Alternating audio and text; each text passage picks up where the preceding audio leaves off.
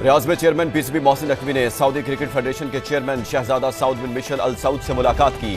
Cricket के फ़रोग़ और खिलाड़ियों की डेवलपमेंट पर तबादला ख्याल किया गया। मोहसिन नकवी ने सऊदी क्रिकेट फेडरेशन के चेयरमैन को पाकिस्तान आकर चैंपियंस ट्रॉफी के मुकाबले देखने की दावत दी।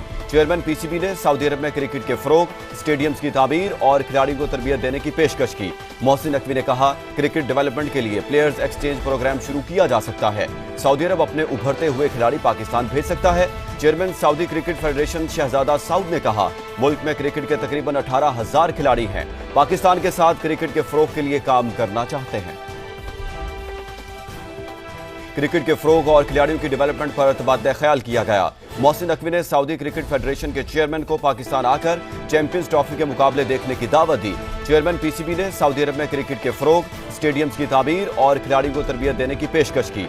मोहसिन नकवी ने कहा, क्रिकेट डेवलपमेंट के लिए प्लेयर्स एक्सचेंज प्रोग्राम शुरू किया जा सकता है।